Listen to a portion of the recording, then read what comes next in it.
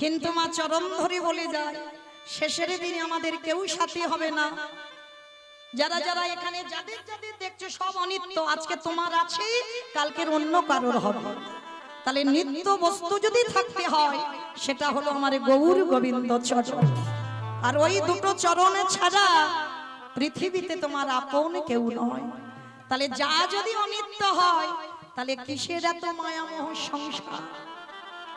মনে রেখো ভাই, শেষের দিনে তোমার কর্মফল সাথী হবে। বাবা এই পৃথিবীতে কর্মফল কাউকে ছাড়বে না। না ছেড়েছে মহাভারতে পিতামহ ভীষ্মকে। যে পিতামহ ভীষ্মের ইচ্ছা মৃত্যু ছিল, ভালো করে ভেবে দেখেন, যারা মহাভারত জ্ঞানী, যারা রামায়ণ পড়েন, মহাভারত পড়েন, ভীষ্মের মতো ব্যক্তি 58টা দিন সরসজ্জায়, একটা দুটো দিন নয়। তাহলে যে ভীষ্ম সারা জীবন ব্রহ্মচর্য পালন করলো, সংসারের থেকেও সংসারের কাদা গায়ে লাগেনি, নিজে সংসার করেনি, কিন্তু বাবা কাঁধে কোলে পিঠে করে ছেলে পুলেদের মানুষ করলো। সেই পিতামহ ভীষ্ম 58টা দিন সরসজ্জায় পড়েছিল। ছেড়েছে বাবা কর্মফল? ছাড়েনি। তাহলে আপনারাই বিচার করে দেখেন, ত্রেতা যুগে রঘুপতি রামচন্দ্রকে সরযূ নদীর জলে প্রাণ ত্যাগ করতে হলো। ভগবান কৃষ্ণচন্দ্রকে 125 বছর বয়সে জরা ব্যাধির তীরে দেহ ত্যাগ করতে হলো। আমার চৈতন্য মহাপ্রভুকে 48 বছর বয়সে দেহ সম্বরণ করতে হলো। তাহলে এই জগতে সংসারী বাবা ভগবানকে কর্ম ছাড়েনি, আর আপনারা আমরা তো তুচ্ছ, আমাদের ছেড়ে দেবে মনে করেছো? তাহলে শেষের দিনে আমাদের কর্ম যাবে। কতদিন তুমি ধর্ম কাজে যুক্ত আছো, কতদিন তুমি সাধু সঙ্গ করলে, কতদিন গুরু চরণ আশ্রয় করলে, কতদিন যাবত তুমি একাদশীর উপবাস করছো, কতদিন তুমি ওই সনাতন ধর্মের মানুষ হয়ে সনাতন ধর্মটাকে বজায় রাখতে চেয়েছো। এই ভালো ভালো কর্ম আমাদের সাথে যাবে। তবে মা আমি মৌমিতা, আমার একটা গ্যারান্টি আছে, আর একজন আমাদের সাথী হবে। তবে জানি না আপনাদের উস্তি এলাকায় নিয়ম আছে কিনা, তবে আমার আধার মানিকে নিয়ম আছে। রাধে কি জানো তো, মানুষের মৃত্যুর পর সাথে কিছু দাও বা না দাও, দুটো জিনিস ভাড়া করতে হয়। বলো তো দুটো জিনিস কি? এক হলো খোল আর এক হলো করতাল। আর পিছনে দেহটাকে নিয়ে যখন বের করবে বলবে না বলো হরি হরি বল, বলো হরি হরি বল। কি গো মা তোমাদের এলাকায় হয় তো? এখানেও হয়। তাহলে এই জায়গাটাই বিচার করে দেখেন, লাখ লাখ টাকা খরচা করে দুর্গা পূজা হলো, লাখ লাখ টাকা খরচা করে কালী পুজো হলো, লক্ষ্মী পূজা হলো, এত এত পূজা অর্চনা করে বাবা, পূজা ভালো হয়। আর যেদিন বিসর্জন হয় ধুমধাড়াক্কা ডিজে বাজনা, মানে এমন ডিজে বাজনা বাজে বাবা, এমন ডিজে বাজবে বাবা যেন হার্ট ব্লক হয়ে যাবে, এমন নাচানাচি হয়। তাহলে এইগুলো চেতনা বাবা, তাহলে সেটাও তো মা। তাহলে মাকে যখন জলে ফেলতে যাচ্ছ,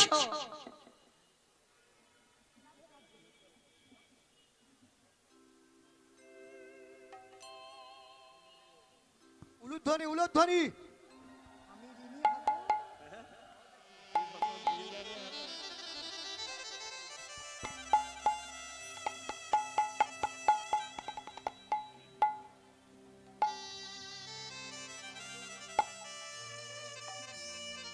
নিতাই গৌর কৃষ্ণ প্রেমানন্দী হরি বল হরি বল হরি বল। তাহলে বাবা এই জগতের সংসারের শেষের দিনে যেদিন আমরা ঠাকুর বিসর্জনে যাচ্ছি লরিতে করে ডিজে বাজনা বাজালাম, আর যেদিন আমাদের দেহটা বিসর্জন হবে সেদিন কি বাবা লরিতে করে একটা ডিজে বাজালে হতো না? হওয়ালে হতো। তাহলে হওয়াচ্ছি না কেন? এই জায়গায় চৈতন্য মহাপ্রভু শিক্ষা দিলেন, ওরে কলির জি ভালো করে পিছনে চেয়ে দেয়, এলি খালি হাতে যাচ্ছিস খালি হাতে, যতই আমারে আমারে করে মরিস না কেন, শেষের দিনে কেউ তোর সঙ্গী হবে না। তাহলে সাথী হবে কর্মফল, আর কে সাথে যাবে? যাত্রা, নাটক, ফাংশন, থিয়েটার কিছু যাবে না, যাবে কে? এই হরি নামে যাবে।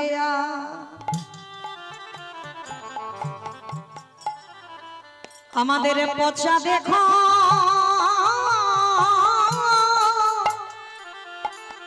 দেখো যাবে যেদিন তুমি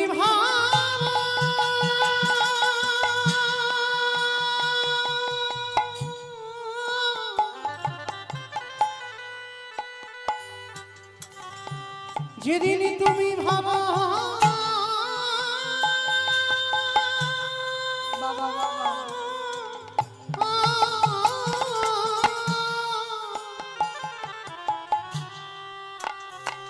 যেদিন তুমি ভাবো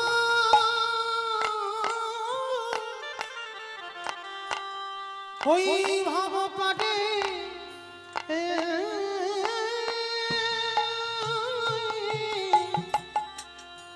পড়ে যাবে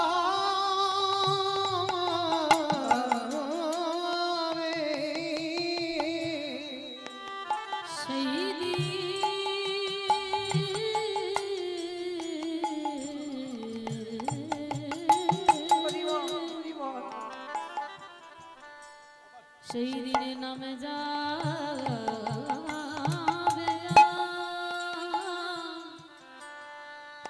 এই পচা দেহ ও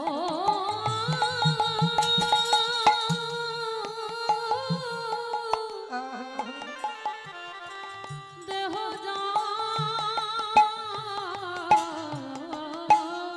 আস্তে তাহলে চলেন আজকের আমরা সবাই যাব শ্রীধাম নদিয়া নবদ্বীপ ধাম কি মাইরা নদিয়াতে না গেলে বাবা কীর্তন হবে না সে যত বড় বড় কীর্তনীয় আসুক না কেন নদিয়ায় যদি আমার গৌরকে ডাকা না হয় কীর্তন হবে না কেন না সংকীর্তন পিতা শ্রীকৃষ্ণ চৈতন্য সংকীর্তন যজ্ঞে তারে যেই ভজে সেই বড় ধন্য তাহলে যাতে আমাদের সবার মঙ্গল হয় মঙ্গলের জন্য চলেন একটু নদিয়ায় যাব কি মাইরা সবাই নদিয়ায় যাবেন তো সবাই যাবেন বাহ চলো একটু ঘুরে আসি তবে দেহগুলো নিয়ে রাত্রিবেলা যাব না দেহ থাক মনগুলো নিয়ে যাব সুরধনী গঙ্গায় আর সুরধনী গঙ্গায় গিয়ে দেখব সত্যতে নারায়ণ ত্রেতাতে রাম দাপরে কৃষ্ণ কলিতে হলো গৌরাঙ্গ আর যেদিন আমার প্রভু নদিয়ায় এসেছিল নদিয়ার অবস্থাটা কেমন ছিল জানো বৈষ্ণব মহাজনেরা বৈষ্ণব পদ লিখছে বাবা কত সুন্দর কথা দেখো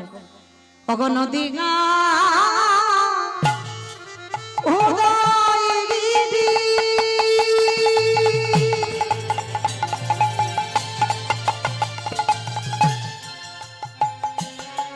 ওই পূর্ণ চন্দ্র গৌর খাড়ি ওই নদী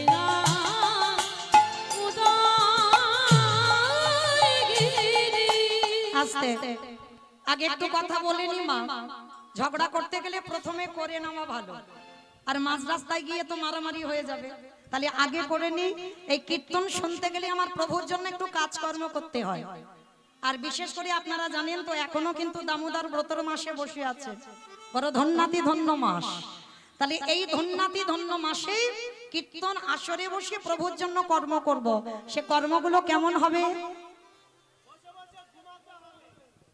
বসে বসে ঘুমাতে হবে আজকে শেষ দিন কালকে থেকে কেউ জ্বালাবে না তাহলে আজকের ঘুমাবে না তিনটে ধ্বনি শঙ্কর ধ্বনি উলুদ ধ্বনি আর যাদের যাদের হাতগুলো এসেছে না আজকের হাত এসেছে কারণ আজকের ওই যে খিচুড়ি প্রসাদ আছে আজ এসেছে কই দেখি যাদের যাদের হাত এসেছে একবার দেখাও নিতাই গৌর প্রেমানন্দে হরি হরি বল হরি বল বেশ কই দেখি আবার একটু উলুদ ধ্বনি দিয়ে দেখান দেখি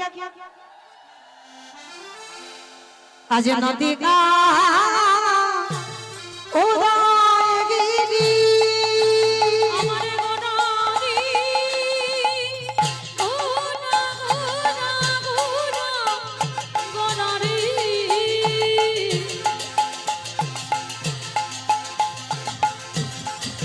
গোনা গোনা গোনা গোনারি গোনা গোনারি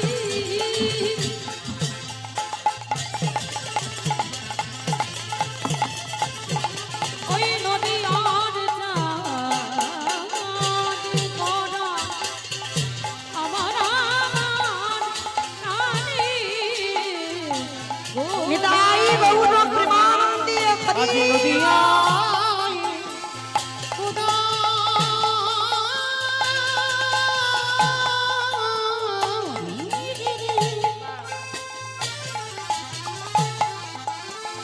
পূর্ণ চন্দ্র গৌর হারি কৃপা করি হইল উদার। আজ কৃপা করে হইল উদার। আজ কৃপা করে হইল উদার। ওই না সোনার নদিয়া গৌর উদয় ফল। সোনার নদীতে গৌরদয়ে হল। ওই না রাধা প্রেমে আস্বাদিতে নদিয়াতে উদয় হল। এই গলির জীবে উদ্ধারিতে নদিয়াতে উদয় মুখে জয় রাধে শ্রী রাধে নদিয়াতে উদয় হল। নিতাই গৌর হরি। নদিয়াতে উদয় হল। নদিয়াতে উদয় হল। আজ কৃপা করে হইল আস্তে। ও মাইরা এবার কথা হবে না, এবার একটু আমি কথা বলবো, আপনারা মন প্রাণ দিয়ে শ্রবণ করবেন কেমন। এই যে নদিয়ার মাটিতে আমার চৈতন্য মহাপ্রভু যুগ ধর্ম প্রবর্তক নাম সংকীর্তন চারি ভাব ভক্তি দিয়া নাচাই ভুবন। আপনি ভক্ত ভাব করি অঙ্গীকার, আপনি না করলে ধর্মজীবের শিখানো না যায়, আপনি আচরি ধর্মজীবের শিখায়। এই তো সিদ্ধান্ত গীতা ভাগবতে গায়। এই মতো কলিকালে প্রথম সন্ধ্যায় অবতীর্ণ হলেন কৃষ্ণ আপনি নদিয়ার। নিতাই গৌর হরি বল হরি বল হরি বল। ভগবান জগৎকে বোঝাতে চাইলো নিজে কিন্তু ভক্ত হয়েছে। মা চৈতন্য মহাপ্রভু ভগবান হয়ে কিন্তু নদিয়ায় আসেনি, ভক্ত হয়ে নদিয়ায় এলো। আর ভক্ত হয়ে নদিয়ায় এসে নিজে ভক্ত হয়ে সমাজকে শেখালো, ওরে কলির জীব, আমি বিশ্বের স্রষ্টা মালিক ভগবান হয়ে আমি যে কর্ম করছি তোরা আমাকে দেখে শেখ। এই চৈতন্য মহাপ্রভুর বাবা শেষ সময়টা কোথায় ছিল জানো? অনেকে গেছেন কিন্তু বুঝতে পারেন না। আস্তে আস্তে কথা নয়, যে জায়গাটা ছিল বাবা জগন্নাথ ধাম শ্রীক্ষেত্র লীলাচল। আচ্ছা বয়েরা একবার হাত তুলে দেখান তো কতজন জগন্নাথ ধাম পুরী ধাম গেছেন? ওরে বাবা, মানে সবাই মোটামুটি চলে গেলাম।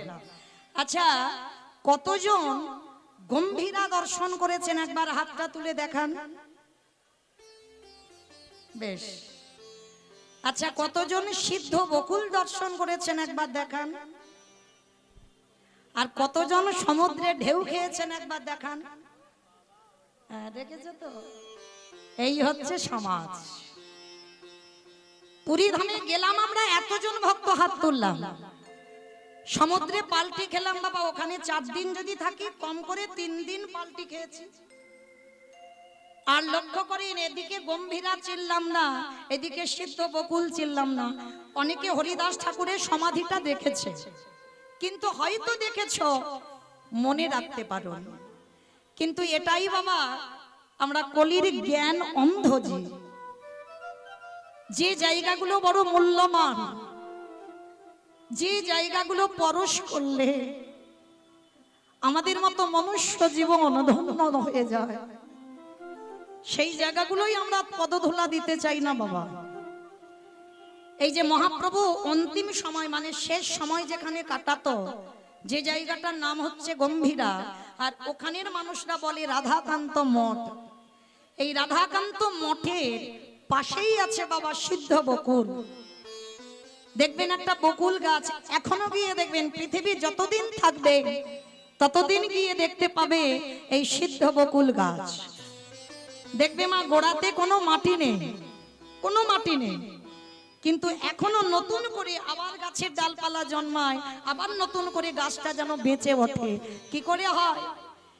যে গাছের কোনো গোড়াতে মাটি থাকে না, যে গাছের ভিতরে বাবা কোনো শস্য জাতীয় কোনো বস্তু থাকে না, সে কি করে বাঁচে? কিন্তু আগে তো আমাদের জানতে হবে ওই সিদ্ধ বকুলটার জন্মটা কিভাবে হয়েছে। তারপরে তো এই সিদ্ধ বকুলের জন্ম যেমন তেমন ভাবে হয়নি বাবা। এই পৃথিবীর মাটিতে সব থেকে নাম জপ বেশি করতো বাবা নামাচার্য হরিদাস ঠাকুর। ওনার মতো নাম জপ কেউ করতে পারেনি, কোনোদিন করতে পারেনি। বড় মূল্যবান কথা মা, একটু মন প্রাণ দিয়ে আস্বাদন করবেন কেমন।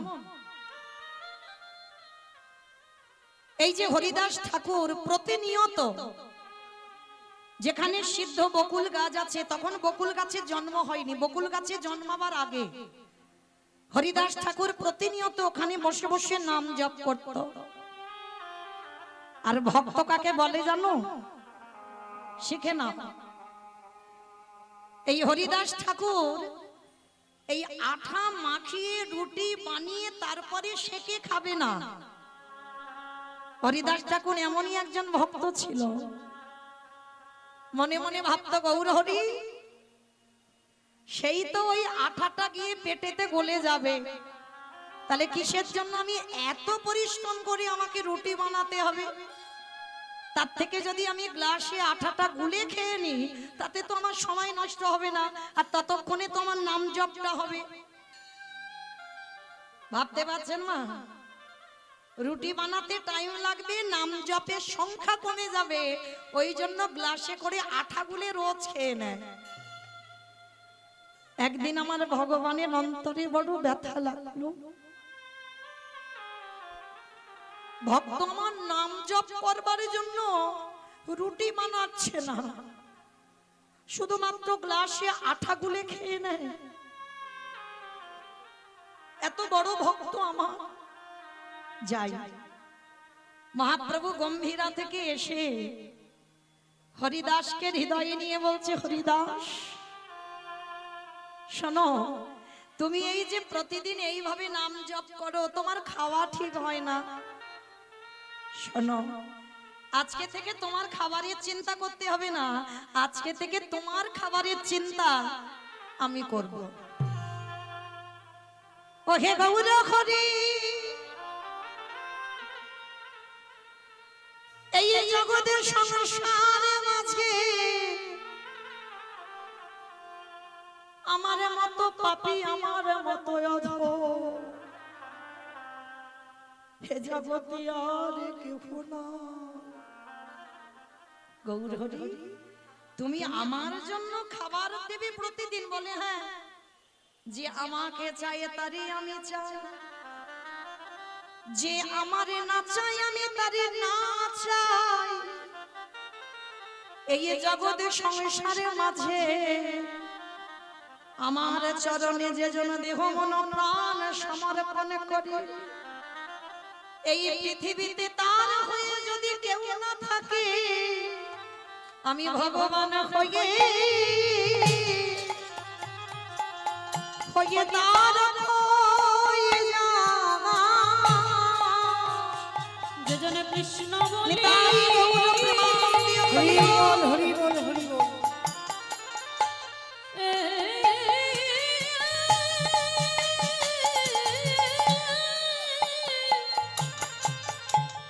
যে জনে কৃষ্ণ বলি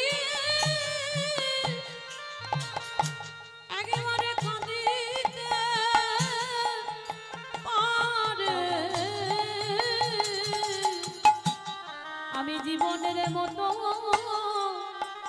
তার হয়ে যাই। তা মহাপ্রভু রোজ ওই গম্ভীরা থেকে মা জগন্নাথের কাছে যায়, আর জগন্নাথের যে সকালবেলার প্রসাদ আমার মহাপ্রভু হাতে করে নিয়ে আমার হরিদাসকে খাইয়ে দিয়ে যায়, এটা নিত্য কর্ম। তো আজকের আমার মহাপ্রভু জগন্নাথের কাছে গেল, আর জগন্নাথের কাছে যেতে কি প্রসাদী পেয়েছে জানো? জগন্নাথ ওই বকুল গাছের কাঠি দিয়ে দাঁতন করে, প্রতিদিন বকুল গাছের কাঠি দিয়ে দাঁত মাজে জগন্নাথ। আর আজকে সকালবেলা আমার মহাপ্রভুর হাতে ওই বকুল গাছের কাঠিটা পড়েছে। মহাপ্রভু বকুল গাছের কাঠিটা নিয়ে ভাবে, ওরে ভক্ত রে, আজ তোকে ভালো মতো কিছু দেবার মতো কিছু পেলাম না। তাহলে বকুল গাছের কাঠিটা যখন পেলাম, এটাই আজকে তুই প্রসাদী পাবি। মহাপ্রভু এসে হরিদাসকে বলছে, হরিদাস, ও হরিদাস, এইদিকে এসো। প্রভু আমায় ডাকছিলে? শোনো হরিদাস, আজকের আমার জগন্নাথ তোমার জন্য প্রসাদী দিয়েছে।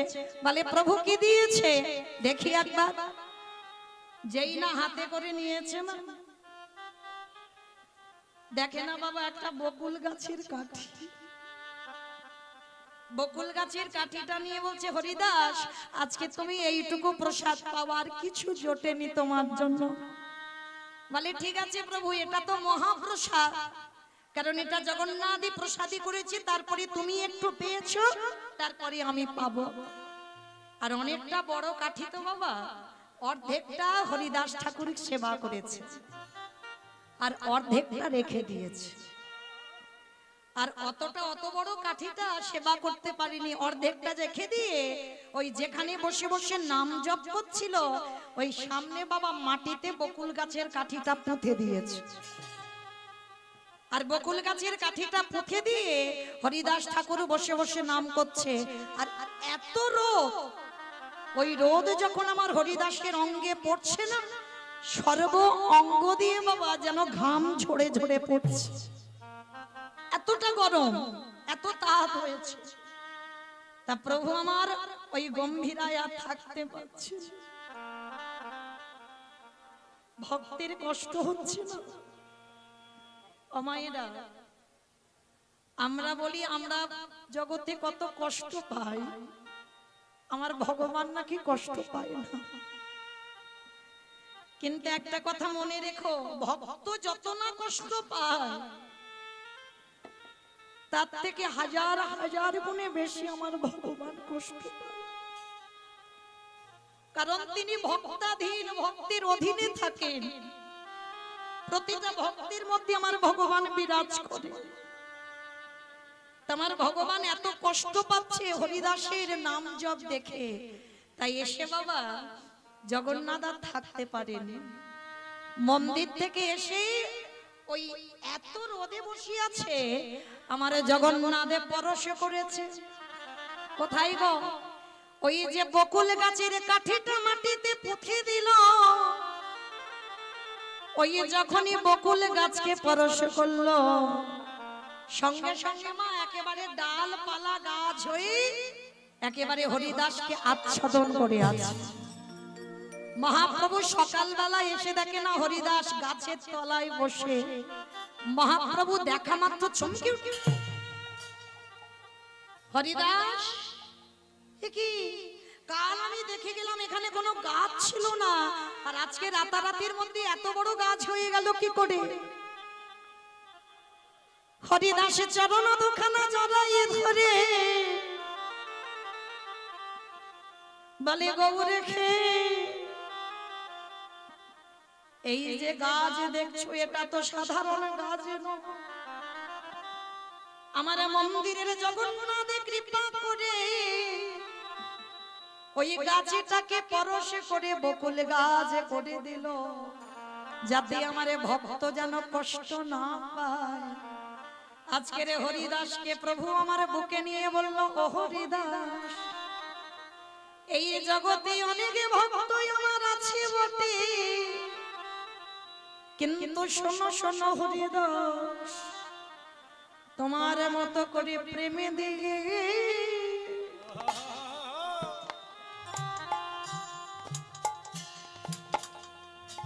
প্রেমে দিয়ে আমায় কেহ না কে না, সবাই মন্ত্রে তন্ত্রে নিতাই গৌর হরি বল হরি বল।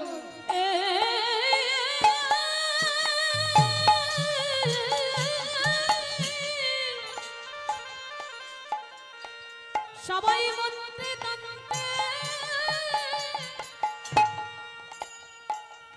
নাকি মাটে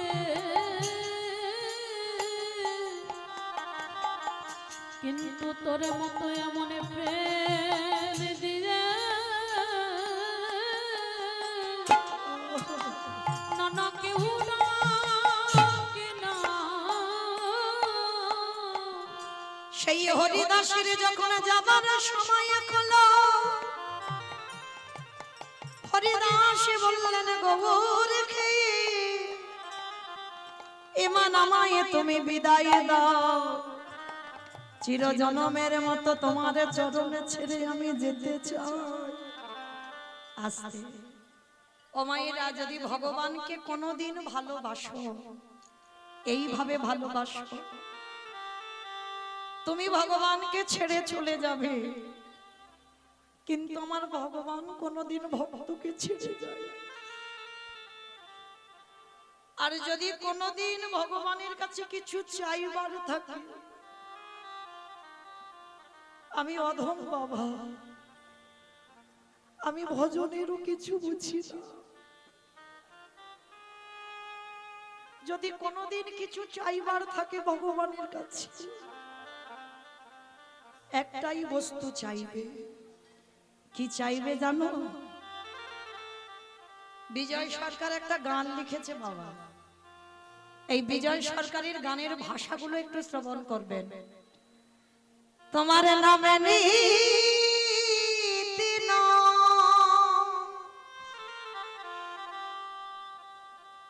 নয়ন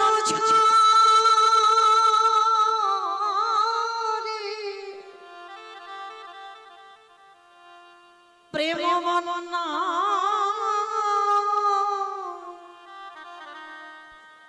ভেসে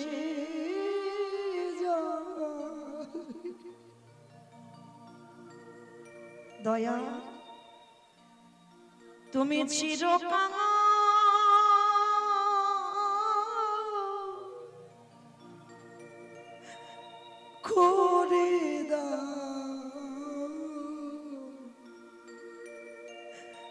করে দাও ধরা, তোমার নামে নীতি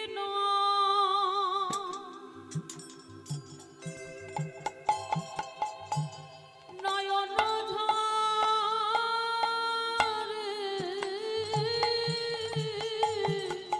ভগবানের কাছে কোনদিন ধনী হতে ছিল না।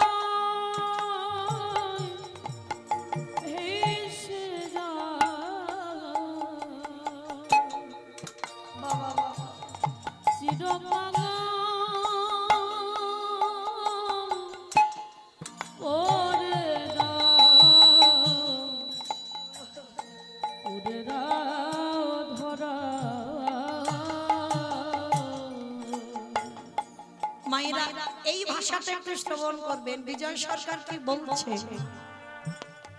আবার যদি আসি দয়া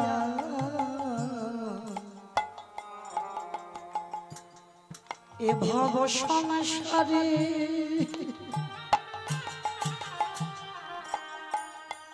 যেন কৃষ্ণ ভক্ত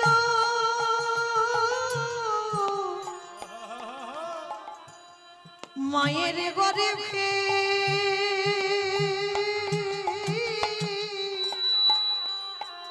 জনম দিও মোরে। আবার যদি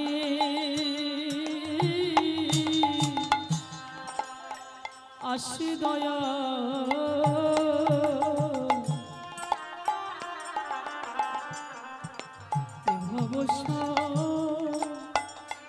সারে, যেন কৃষ্ণ ভক্তি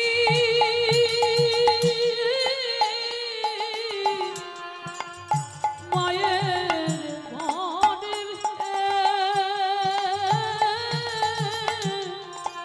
জনম দিও মোরে। অগমছি হয়ে দয়াল আমি সুচি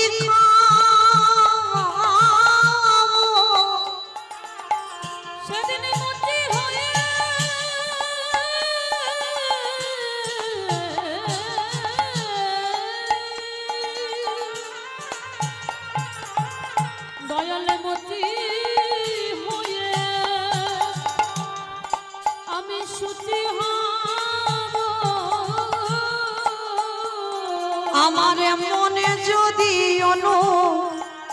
রাগী হব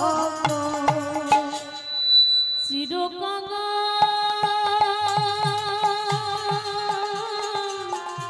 করে দাও নিতাই গৌর প্রেমানন্দে হরি বল হরি বল হরি বল।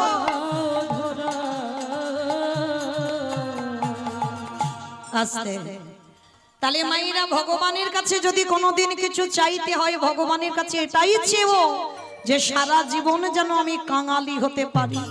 ও মাইরা মনে রেখো একটা নারী পারে তার সংসারটা পরিবর্তন করতে, একটা পুরুষ নয়। সংসার সুখের হয় পুরুষের গুণে, পুরুষের গুণে, রমণীর গুণে। এটা আমার কথা নয়, এটা খনর বচন, তাই না? সংসার সুখের হয় রমণীর গুণে। কিন্তু মা একটা কথা বলি, এই যে রমণীর গুণ, এই নারীর কথা বলতে গিয়ে একটা কথা মনে পড়ে গেল, একটু মন দিয়ে শুনবে। একটা মেয়ে না জন্মাবার আগে থেকে মাতৃজঠরে থাকা থেকে বাবা তারা প্রসাদ পায়। আর প্রসাদ ভোজি মানে বোঝো তো মা, ভগবানকে নিবেদন করে প্রসাদ পায়। তা মেয়েটা যখন জন্মালো মামার আদর করে তার নাম রেখেছিল শক্তমা। মেয়েটার নাম রেখেছিল শক্তমা। আর ছোটবেলা থেকে বাবা গীতা পাঠ, ভাগবত পাঠ, প্রসাদ সেবা এছাড়া মেয়েটা কিছু জানতো না। কিন্তু তার কপালটা এমনই একটা ছিল, ভগবান এমন করে দিল, বড় হবার পরে যে ঘরে বিয়ে দেওয়া হলো তারা বাবা একেবারে ঘোর নাচতে। প্রসাদ তো দূরের কথা, ভগবানের মানে নাম কীর্তন তো শোনে না, পুজো অর্চনা বাড়িতে হয় না, নিরামিষ আহার হয় না, সর্বদা আমিষ আহার। আর সর্বদা যেন একটা সংসারের মধ্যে তামসিক ভাব। কিন্তু শক্তমা ছোটবেলা থেকে মা এমন করে তৈরি করেছে, শ্বশুর বাড়িতে গিয়ে এত কষ্ট, একটা দিনের জন্য কিন্তু বাপের বাড়ি বলেনি যে মা আমার এত কষ্ট।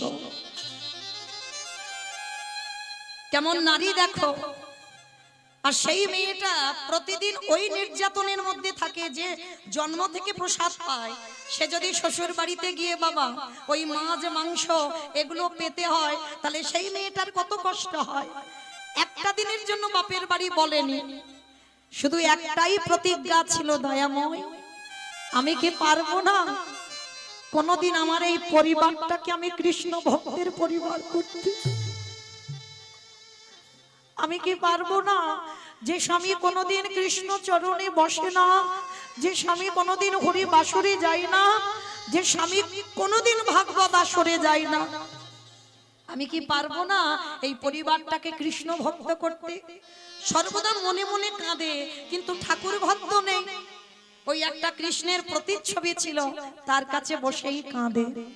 কিন্তু জানো মা, একদিন হঠাৎ দুপুরবেলা বাসনগুলো মাজছে, আর হঠাৎ কতকগুলো বৈষ্ণব ঠাকুর ওই খোল করতাল বাজিয়ে বাজিয়ে বলে যাচ্ছে, শোনো শোনো, এক সপ্তাহ ওই পাশের গ্রামে ভাগবত হবে, যদি তোমরা কেউ পারো তো ভাগবত শুনতে এসো।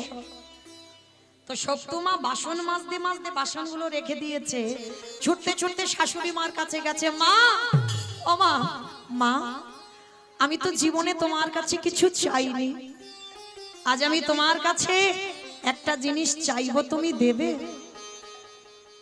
যেই না বলেছে একটা জিনিস চাইবো দেবে, শাশুড়ি মা তো সব সময় বাবা সে শাশুড়ি নয় তো শাশুড়িয়ে দেয়। সব শাশুড়ি শাশুড়ি হয় না, এক একটা শাশুড়ি আছে বাবা কথাবার্তা এমন বলবে তোমার শ্বাস উড়ে চলে যাবে। তা সেরকম একজন শাশুড়ি। আর শক্তিমা সবে বিয়ে হয়েছে তো, আর সবে বিয়ে হলে মেয়েরা কেমন হয়, শাশুড়ি মার কাছে হাত জোড়ে করে বলছে, ও মামা পাশের গ্রামে ভাগবত হবে, একটু যাব শুনতে। সঙ্গে সঙ্গে শাশুড়ি মা রেগে গিয়ে বলে উঠলেন, অপদার্থ, এত বড় স্পর্ধা, তুই আমার ঘরের বউ হয়ে তুই কিনা রাতের অন্ধকারে ওই বাইরে যাবি ভাগবত শুনতে? আসুক ছেলে, এক্ষুনি এনে আমি ছেলেকে বলবো, আর ছেলেকে বললে তোর ব্যবস্থা করবে। সঙ্গে সঙ্গে মা তো ছেলের কানে লাগালো, আর যখনই স্বামী তো সে স্বামীও ছিল না, একেবারে আসামি। যেই না শুনেছে বউ যাবে ভাগবত শুনতে, সঙ্গে সঙ্গে ওই বেতের বাড়িটা নিয়ে বউকে বেতটা ঘাট, দূর হয়ে যা, বেরিয়ে যা, দূর গিরিধার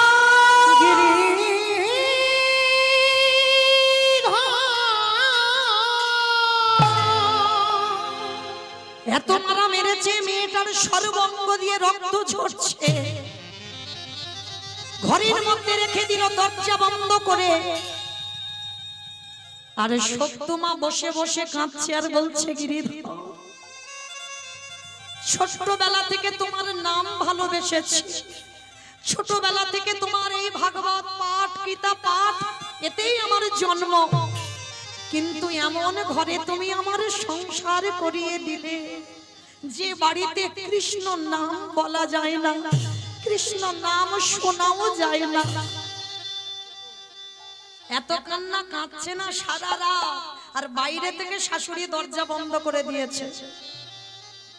ও মায়েরা, ডাকার মতো যদি ডাকা যায় সে কি থাকতে পারে মন্দিরে? পাথর রূপে ত্যাগ করে দিয়ে শাশুড়ি মার রূপ ধারণ করেছে আমার গিরিধর।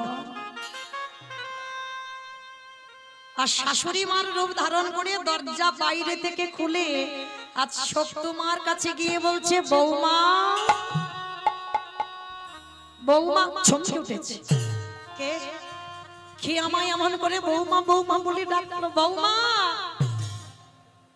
সর্ব অঙ্গে আমার ভগবান শাশুড়ি হয়েছে, ওটা কিন্তু শাশুড়ি নয়, ভগবান শাশুড়ির রূপ ধরে এসেছে।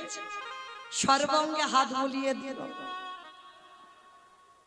পরশমণি পাথরের নাম শুনেছো মা? লোহাতে ঠেকালে লোহা সোনা হয়ে যায়। আর আমার গোবিন্দ পরশমণির থেকে আরো মূল্যবান। কোন ভক্তির অঙ্গ যদি পরশ করে তার অঙ্গটা সোনার থেকে আরো দামি হয়ে যায়। যেই না সত্যমার অঙ্গে হাতটা দিয়েছি ভগবান শাশুড়ি সেজে, সব জ্বালা যেন নিমিষে জুড়িয়ে গেল। মা, ও মা, এইবার শাশুড়ি হয়ে বৌমার মাথায় হাত দিয়ে বলছে, বৌমা আমার ছেলের দ্বারা মার খাইয়েছি, বড় ব্যথা লেগেছে না, কাঁদিস না, কাঁদিস না।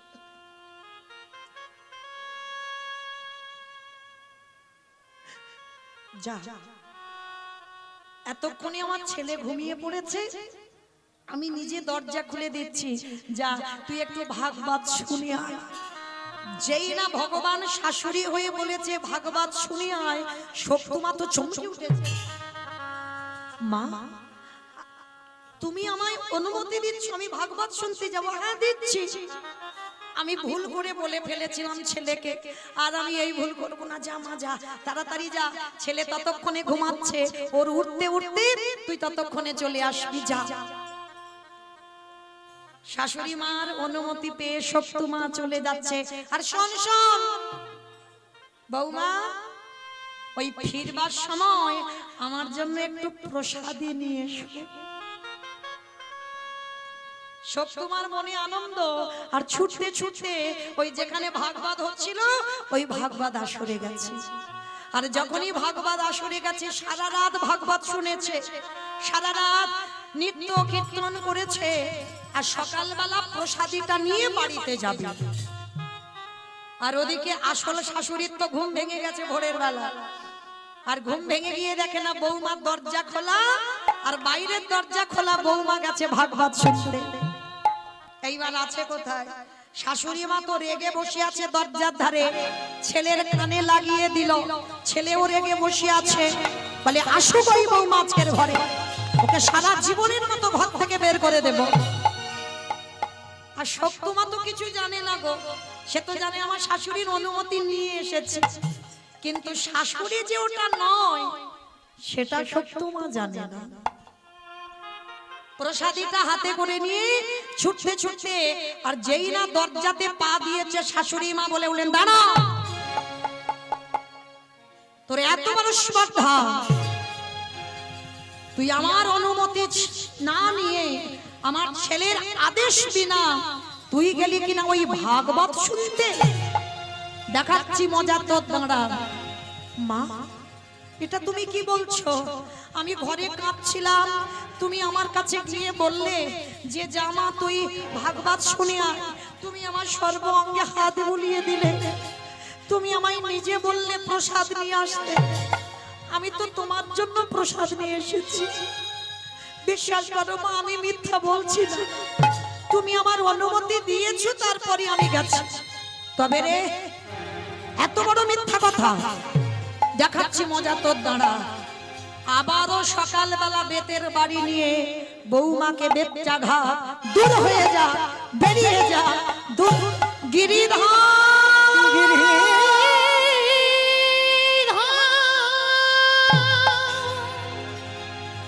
একেবারে দেখো, ওকে বের করে দে, বের করে দে।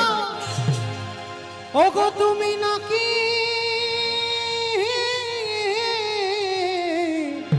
ভক্তে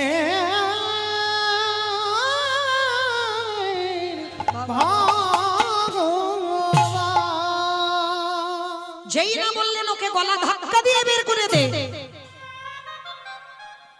ভক্ত বাৎসল্য ভগবান মন্দিরের ওই প্রতিচ্ছবির মধ্যে বসে আছে। কে বলেছে গো চিত্রপটে ভগবান থাকে না?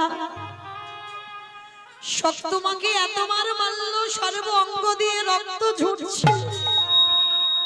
গিরিধর, তোমারে ভালোবাসলে যে এত কষ্ট পেতে হয় যদি জানতাম, আমি কোনোদিন তোমায় ভালোবাসতাম না। এত মারা মারলো। এই বাসি বাসি কাপড় পরে আছে, কাচবে কে? এঠো বাসন পরে আছে, মাজবে কে? ঘর বাড়ি পরিষ্কার করবে কে? ওদিকে আমার ভগবান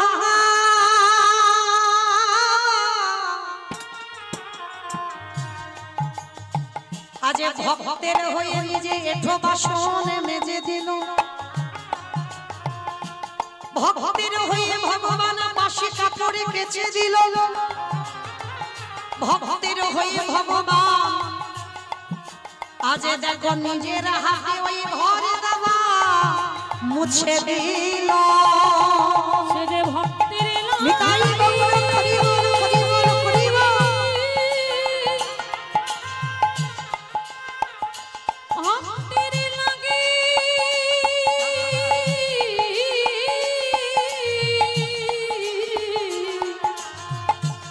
ভক্তের লাগে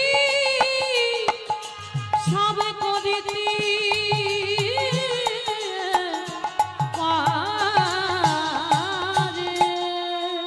শাশুড়ি মা গিয়ে যেই না দেখা মাত্র সঙ্গে সঙ্গে চমকে উঠে এ কি, আমার কল ধারে এত এঠো বাসন ছিল, কে মেজে দিল? আমার বাসি কাপড়গুলোকে ছাদে পরিষ্কার করে ধুয়ে দিল? ঘর বাড়ি কে ঝাড়ু দিয়ে মুছে দিল? সঙ্গে সঙ্গে শক্তমার আর বুঝতে দেরি হলো না। গিরিধর, আমি বুঝতে পেরেছি কাল রাত্রিবেলা তুমি আমার শাশুড়ি সেজে তুমি আমার অনুমতি দিয়েছো ভাগবত শুনতে যেতে। সেটা যদি সত্যি হয়, তোমার চরণে আমার নিবেদন, একেবারে কৃপা করে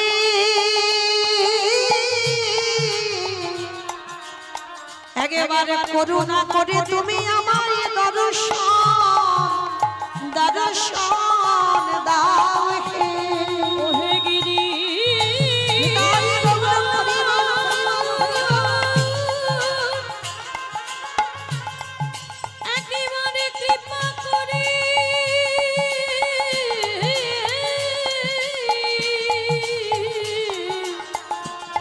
আমায় দর্শন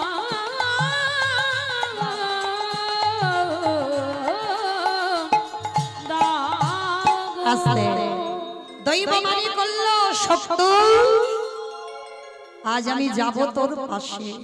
শাশুড়ির স্বামী দাঁড়িয়ে আছে, যাদের সেই নয়ন হয়নি, শুধুমাত্র বৌমার জন্য আমার ওই প্রতিচ্ছবি থাকতে পারলো না। আমার সত্যমাকে বামে নিয়ে আমার গিরিধারী দাঁড়িয়ে আছে। শাশুড়ি মা স্বামী সাক্ষাতে দর্শন করলো। দর্শন করে ওই বৌমার চরণ দুখানা জড়িয়ে ধরে বলল, ধন্য। এতদিন আমরা জানতাম ভগবানকে ডাকলে পাওয়া যায় না, কিন্তু আজ আমাদের চৈতন্য হয়ে গেল। আজ থেকে আমরা কেউ ভগবানের চরণ সেবা করব না। আজ থেকে বৌমা আমি তোমার চরণ ভজন করব। নিতাই গৌর প্রেমানন্দে। হরি বল হরি বল। তাহলে ভগবানের প্রতি সর্বদা বিশ্বাস রাখতে হবে মা। আর বিশ্বাস যদি রাখা যায়, ভগবান তোমার সামনে ঢাল হয়ে দাঁড়ায়।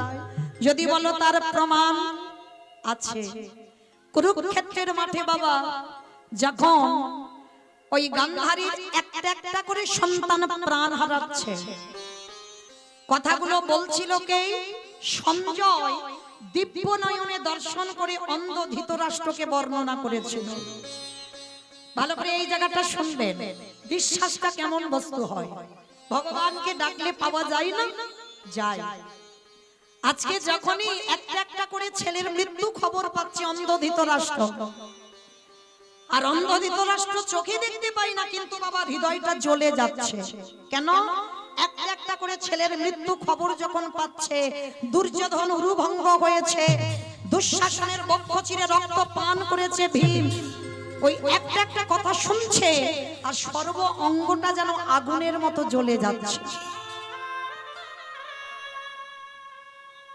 এত ক্রোধ এসে গেল অন্ধ ধৃতরাষ্ট্রের, রেগে গিয়ে ডাক দিয়েছিল, বিদুর বিদুর যাও, এক্ষুনি তুমি আমার কাছে আমার ভীমকে ডেকে পাঠাও। যেই না বিদুরকে খবর দিয়েছে, বিদুর গিয়ে খবর দিল, সঙ্গে সঙ্গে বাবা পঞ্চ পাণ্ডব এসে হাজির। শুধু ভীম একা নয়, প্রথমে যুধিষ্ঠির মহারাজ যখনই এসেছে, চোখে তো দেখতে পায় না ধৃতরাষ্ট্র, সর্বাঙ্গে হাত বুলিয়ে দেখছে এ তো ভীম নয়, কিন্তু সে তো ভীমকে খুঁজে বেড়াচ্ছে, ভীম কই? তো ভীম যখন পাশে দাঁড়িয়ে আছে, যুধিষ্ঠির বলছে, জেঠু আমি এসেছি। বলে, তোমাকে তুমি ডাকিনি, আমার ভীমকে এক্ষুনি চাই। কেন বাবা এরকম করে বলছে? ভিতরে তো আগুন জ্বলছে, ওই যে 100টা ছেলে মরেছে, সেই আগুন এত জ্বলছে, সেইটা সহ্য করতে পারছে না। তা যেই না ভীম পাশে ছিল, এবার ভীম আসবে, সঙ্গে সঙ্গে ভক্ত বাৎসল্য ভগবান, যেই না ভীমই আমার ধৃতরাষ্ট্রের কাছে যেতে যাবে, আমার ভগবান হাতে দিয়ে সরিয়ে দিয়ে আর একটা নতুন ভীমকে দাঁড় করিয়েছে। আর যেই না ভীমকে দাঁড় করিয়েছে, ভীম কি করেছে? দাঁড়িয়েছে তো বটে, অন্ধ তো, ওই ধৃতরাষ্ট্র দেখতে পাচ্ছে না, দুটো হাত দিয়ে ভীমকে জড়াইয়ে ধরেছে। আর এমন জড়িয়ে ধরেছে বাবা, সে ধুলোর মতো গুঁড়ো হয়ে গেছে। আর যেই না ধুলোর মতো গুঁড়ো হয়ে গেল, সঙ্গে সঙ্গে অন্ধ ধৃতরাষ্ট্র কাঁদছে। কেন কাঁদছে? এটাই বাস্তব বাবা। দেখবেন কোন কোন সময়, রাধে একটা কথা বলি মা, আমার ভক্ত চরণে একটা নিবেদন। আপনারা জানেন আজকের আমাদের শেষ রজনী, প্রসাদেরও ব্যবস্থা আছেন, প্রত্যেকে প্রসাদ পাবেন, দূর দূরান্ত থেকে ভক্তরা যারা এসেছেন সবাই প্রসাদ পাবেন। কিন্তু তার আগে আমার দাদা ভাইদের হয়ে, বাবাদের হয়ে আপনাদের কাছে একটা নিবেদন। আমার ভাইরা, দাদা ভাইরা আপনাদের কাছে যাবেন, যার যেমন সামর্থ্য আছে, যার যেমন ক্ষমতা আছে। আমি জানি কয়েকদিন ব্যাপী কীর্তন হচ্ছে বাবা, অসম্ভব, কিন্তু এই রকম কীর্তন মুর্শিদাবাদ, নদিয়া, বাংলাদেশ, মালদহ জেলায় হয়, যেটা আমাদের উস্তির এলাকায় এই রাধা গোবিন্দ মন্দিরে হয়, যে প্রতিদিন এই রকম কীর্তন। তো জানি আপনাদের একটু কিন্তু বোধ হয়, তবু তো আজকের দিনটা শেষ দিন, আর কালকে থেকে কেউ আপনাদের কাছে যাবে না ভিক্ষা ঝোলা নিয়ে, আবার 1 বছরের জন্য অপেক্ষা করতে হবে। আর এই 1 বছরের মধ্যে কে থাকবে আর কে যাবে এটা তো বলা যায় না। তাই আমার কমিটি দাদা ভাইরা আপনাদের কাছে যাবেন, আর তাদের হয়ে আপনাদের কাছে নিবেদন, প্রত্যেকে কিছু না কিছু, যতজন ভক্ত আছেন, যারা খাওয়া দাওয়া করে চলে গেল তাদের কথা বাদ দাও, ওরা তো আসেনি কীর্তন শুনতে, ওরা একটু দেখতে এসেছে আর একটু খেতে এসেছে। তো যাই হোক, যারা চলে গেছে তাদের বাদ দিলাম, যে কজন আছেন আপনাদের কাছে নিবেদন, আপনাদের কাছে যাবেন আমার ভাইরা, দাদা ভাইরা, যার যেমন ক্ষমতা আছে আপনারা একটু ওদের আঁচলে দেবেন। একটা কথা মনে রাখবেন, ব্যাংকে টাকা রাখলে নমিনও রাখতে হয়, আর এখানে তো নমিনও রাখতে হয় না। 1 টাকা দিলে সেটা তোমার, কিন্তু ওই 1 টাকার বদলে ভগবান যে কত কত লাখ টাকা তোমায় পৌঁছে দেবে সেটা কল্পনাও করা যাবে না। কারণ এরা পেটে খাওয়ার জন্য নেয়নি, ধর্ম কাজের জন্য নিয়েছে, ভগবত সেবার জন্য। তাই প্রত্যেকের কাছে এই দামোদর মাসে, সেই তো দামোদর মাসের আমাদের শেষ, তো যেহেতু আমাদের প্রত্যেকের নিয়ম কিছু না কিছু করা, একটু সাধুগুরু বৈষ্ণব সেবা দেওয়া, সবাই যদি পেরে নাম উঠি, সবার কাছে নিবেদন, আমার ভাইরা যাচ্ছেন প্রত্যেকে কিছু না কিছু ওদের আঁচলে দেবেন। নিতাই গৌর প্রেমানন্দে হরি বল হরি বল। তো মাইরা যারা যারা দেবেন দেখবেন যেন একটু ঝনঝন আওয়াজটা না হয়, কেমন একটু বেশি বেশি দিও। যেহেতু আমি তার কীর্তনিয়া নয়, আপনাদের কাছে কীর্তনিয়া নয়, বাইরে কীর্তনিয়া, আপনাদের কাছে আমি একজন, এই কমিটি দাদা ভাইদের মধ্যে আমি একজন, মানে একেবারে আপনাদের কাছের মানুষ। কীর্তনিয়া বলা ভুল হবে, মানে ঘরের লোক, সব ঘরের লোক, তাহলে কীর্তনিয়া নয়। তাহলে চলো প্রত্যেকে দেবেন, কিন্তু কেমন, যদি অল্প কিছু হয় সবাই দেবেন। নিতাই গৌর কৃষ্ণ প্রেমানন্দে হরি বল হরি বল। তো মায়েরা দেখবেন কোন কোন ব্যক্তি আছে কিছু অন্যায় করবার পর মনে মনে অনুতপ্ত হয়। কি বাবা ভুল বললাম? অনুতপ্ত হয় না? কোন ব্যক্তি দেখবেন রাগের বশে, ক্রোধে একটা অন্যায় করে ফেললো, আর সেই অন্যায় করবার পর পরে কিন্তু ভুলটা বুঝতে পারে, আর ভুলটা বুঝতে পেরে নিজে অনুতপ্ত হয়। তো আজকে লক্ষ্য করেন অন্ধ ধৃতরাষ্ট্রের তেমন দশা।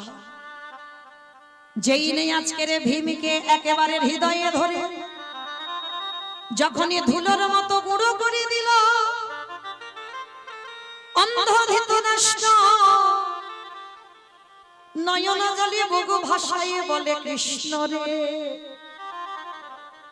আমি অন্যায় করেছি, আমি ভুল করেছি, আমি বুঝতে পারিনি, আমি রাগের মাথায়, আমি যখন শুনলাম আমার 100টা ছেলে একটা একটা করে মারা যাচ্ছে, তখনই আমি রাগের মাথায় সংকল্প নিয়েছিলাম যে নিজের হাতে আমি ওই ভীমকে বধ করব। আমারে ভগবান মৃদু হেসে বললেন, জেঠু গো, এই জগতের সংসার মাঝে কার মনের ভিতরে কি চলছে এটা জগতে কেউ জানে না, ওটাই আমি ছাড়া আর কেউ বোঝে না। ও জেঠু, কে বলেছে তোমায় তুমি ভীমকে মেরেছো? কখনো তুমি মারোনি। না কৃষ্ণ, আমি নিজের হাতে ওকে বুকে চেপে ধরে মেরেছি। বলে দূর, ভীমকে মারোনি। দেখবে এইবার আসলে ভীমকে এনে দাঁড় করিয়েছে। সর্বঙ্গে যখন হাত বুলিয়ে দেখলো সত্যিকারের ভীম দাঁড়িয়ে আছে, অন্ধ ধৃতরাষ্ট্রকে দিয়ে বলল, কৃষ্ণ রে, আজ আমি জেনে গেলাম তুই সত্যিকারের ভক্তের ভগবান। কিরে? বলে, জেঠু, তুমি ভাবলে কি করে কৃষ্ণ ভক্তকে নিধন করা যায়? এই জগতে যার সঙ্গে কৃষ্ণ রয় তার কি কোনোদিন অপমৃত্যু হয়? পারবে না, তুমি কৃষ্ণ ভক্তকে নিধন করতে পারবে না। কৃষ্ণ, তুই কি করে জানলি? বলে, আমি জানবো না? তুমি মনে মনে যখনই সংকল্প করলে আমি আগে থেকে জানতে পেরে গেছি তুমি আজকের ভীমকে বধ করবে। জেঠু, ওই জন্য আগে থেকে আমি একটা লোহার ভীম বানিয়ে রেখেছিলাম, আর আমি জানতাম তুমি ক্রোধ সামলাতে পারবে না, ওই রাগে তুমি ভীমকে হত্যা করবে, ওই জন্য তোমার সামনে আমি লোহার ভীম দাঁড় করিয়েছি। এইবারে ধৃতরাষ্ট্র কাঁদে আরে বলে, কৃষ্ণ রে, তোর কাছে আমার নিবেদন রইল। কি নিবেদন? কৃষ্ণ, একটা জিনিস তোর কাছে চাইব, তুই দিবি। কি চাও জেঠু? ক্ষণকালের জন্য, ক্ষণ সময়ের জন্য তুই আমার দৃষ্টি শক্তিটা ফিরাইয়ে দে। ও, তুমি পৃথিবীর আলো দেখবে না? পৃথিবীর আলো দেখবো না, কৃষ্ণ রে, তুই যে আমার পঞ্চ পাণ্ডবদের সঙ্গে রইলি, তোর ভুবন মঙ্গল ভুবন রূপখানা আমি একবার নয়ন ভরে দেখতে চাই।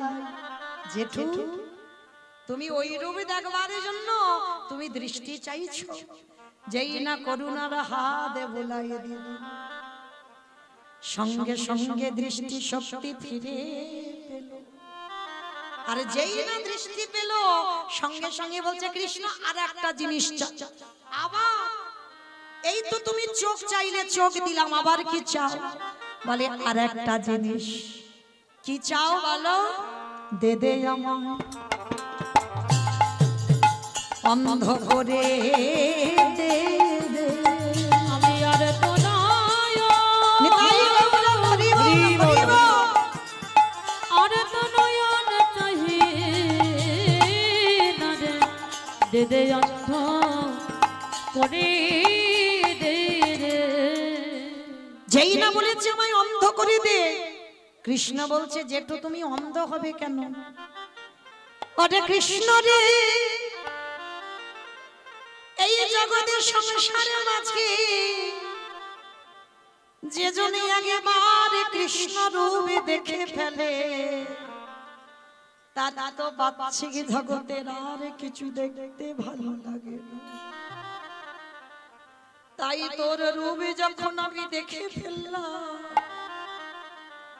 ওরে কৃষ্ণ জীবনের শেষ সময়ে কালে তোর রূপ দর্শন করে গান্ধারীকে সঙ্গে নিয়ে আমি এই রাজত্ব ত্যাগ করে আমি বনবাসী হতে চাই। নিতাই গৌর হরি বল, হরি বল। তাহলে মায়েরা আপনারা দেখেন, আমার সেই চৈতন্য মহাপ্রভু জগৎবাসীকে শিক্ষা দিলেন, ওরে জগৎ, ভগবানের চরণে যদি বিশ্বাস রাখা যায় অবশ্যই ভগবত কৃপা লাভ হয়। তাই তো চৈতন্য মহাপ্রভু কেহ বলে পুরাবেতে রাবণ বধিলা, কেহ বলে পুরবিতি, আমার উলু কই? কেহ বলে পুরাবেতে রাবণ বধিলা, কেহ বলে পুরবেতে আমারে গোনারি গোনা গোনা গোনা গোনারি।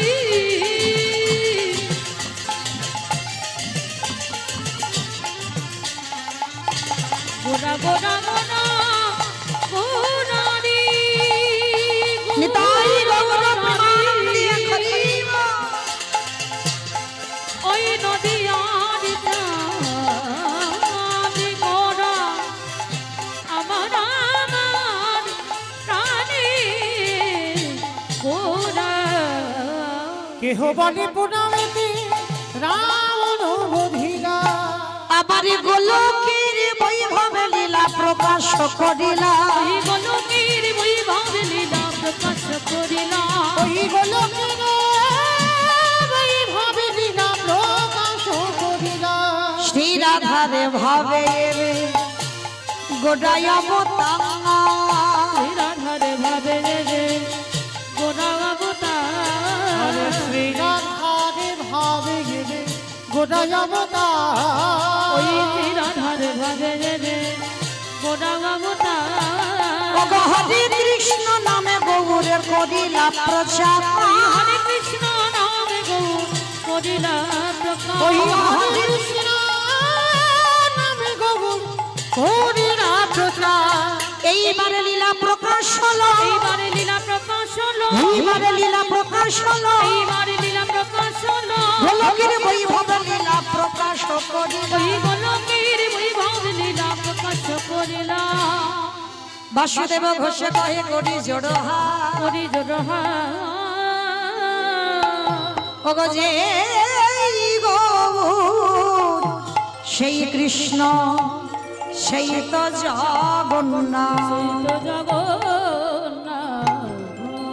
আহা বাসুদেব ঘোষে কহে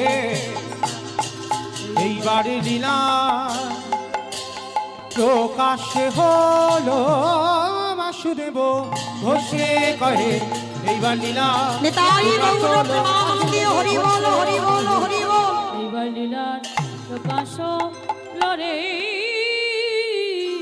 ও গো বাসুদেব ঘোষে কহে। জানি তাই, চলুন এবার আমরা একটা বিষয়ে যাই। এতক্ষণ আশ্রয়ে ছিলাম, তা আশ্রয়ে যখন ছিলাম একবার দেখি সবাই হাত দুটো তুলে বলো তো, গৌর সুন্দরী কি, নবদ্বীপ ধাম কি, সচিরি নন্দন কি, বিষ্ণু প্রিয়া কি, ধ্বনিটা হলো কি? ও এটাও জয়, বললাম ধ্বনিটা হলো কি, এটা নাকি জয়? এটা এটা জয় নয়, একটু প্রেম সে জয় দিতে হবে। এত জোরে জয় দাও, কত দূর যাবে? শিরাকল চল যাবে। শিরাকল? আমার শিরাকল যাবে? আরো দূরে যাবে? আদারমানি টপকাবে না? ওইটুকু যাবে? আচ্ছা, আদারমানিকে গেলেই হবে। আচ্ছা দেখি সবাই যাদের যাদের হাত দুটো এসেছে, কই একবার তোলো দেখি আমার নিতাই চাঁদ গৌর চাঁদের মতো। সবাই এইদিকে আমার দাদা ভাই ভাইয়েরা যারা যারা দাঁড়িয়ে আছো, তারা বসতে আসেনি, তারা দাঁড়াতে এসেছে। হরি বল সবাই, রাধে। সবাই বলো, গৌর সুন্দরী কি, জয় নবদ্বীপ ধাম কি, জয়। সচির নন্দন কি, জয়। বিষ্ণু প্রিয়া কি, জয়। ভক্ত বৃন্দ কি, জয়। হরিবাসর ধাম কি, জয়। সাধু গুরু বৈষ্ণব কি, জয়। আপন আপন গুরু চরণ কি, কমিটি বৈষ্ণব কি, জয়। হরিনাম যজ্ঞ কি, জয়। মহাপ্রসাদ কি, জয়। আজকের আনন্দ কি, জয়। নিতাই গৌর প্রেমানন্দে। বেশ ও মা, আমি এখানে গাইবো কি? চারদিকে দেখেছো কি গাইবো, আমার মাথায় আসে না। যদি এত কীর্তনিয়া এত সম্প্রদায় থাকে, গাওয়া সম্ভব? তো যাই হোক, তার জন্য প্রথমে আমি ক্ষমা চেয়ে নিয়েছি, ভুল ত্রুটি তো হবেই, আর একবার দ্বিতীয়বার চেয়ে নিলাম, কেমন? তো চলো এবার আমরা সবাই একটু বৃন্দাবন যাব। কি মা, বৃন্দাবন যাব তো? একটা ভজন হোক, হবে একটা, যদি ঘুম ঘুম পাই ছেড়ে যাবে, কেমন? তো চলো দেখি একটা ভজন গাইতে গাইতে যাব। তবে মা আমি একা, আমার সম্প্রদায় নয়, সবাই কিন্তু যাব। তাহলে সবাই যখন যাব, কই একটু উলুধ্বনি দাও।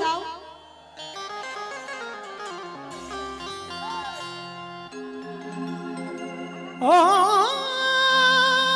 রাধে মে দোষামি मैं हूँ राधे तेरो दास।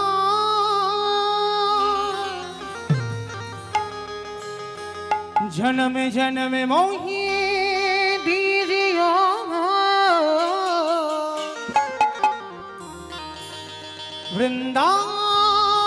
वृंदावन में वास। जय राधे श्री राधे, जय श्री कृष्ण बोलो जय राधे। जय राधे श्री राधे, जय श्री कृष्ण बोलो जय राधे।